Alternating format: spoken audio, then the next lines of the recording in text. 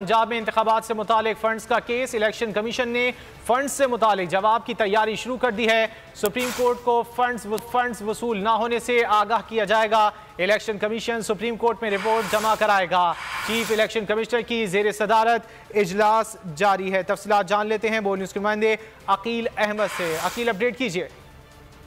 बिल्कुल, पंजाब में इंतखाबात के हवाले से सुप्रीम कोर्ट की जानिब से आज इलेक्शन कमीशन को डेडलाइन दी गई थी और ये कहा गया था कि 18 अप्रैल तक सुप्रीम कोर्ट में फंड्स के हवाले से जो है वो रिपोर्ट जमा करवाई जाए कि उनको फंड्स मौसूल हुए या नहीं हुए। तो इलेक्शन कमीशन की जानिब से इस वक्त जो है वो एक इजलास जारी है, जिसमें जो रिपोर्ट आज सुप्रीम कोर्ट में जमा कराई जानी है वो तैयार की जा रही है। उसमें सुप्रीम कोर्ट को बताया जाएगा कि सुप्रीम कोर्ट के हुक्म के मुताबिक 17 अप्रैल तक इलेक्शन कमीशन को 21 अरब रुपए के फंड्स जारी नहीं किए गए। तो अब इलेक्शन कमीशन की जानिब से इस हवाले से इजलास जारी है और अब से कुछ देर बाद इलेक्शन कमीशन ये इस रिपोर्ट की मंजूरी देगा, जिसके बाद तकरीबन 12:30 बजे के करीब इलेक्शन कमीशन की जानिब से ये रिपोर्ट सुप्रीम कोर्ट में जमा कराई जाएगी और ये बताया जाएगा कि सुप्रीम कोर्ट के हुक्म के बावजूद इलेक्शन के लिए 21 अरब रुपए की रकम ताहाल फराहम नहीं की गई थी। ठीक है अकील, बहुत शुक्रिया आपका।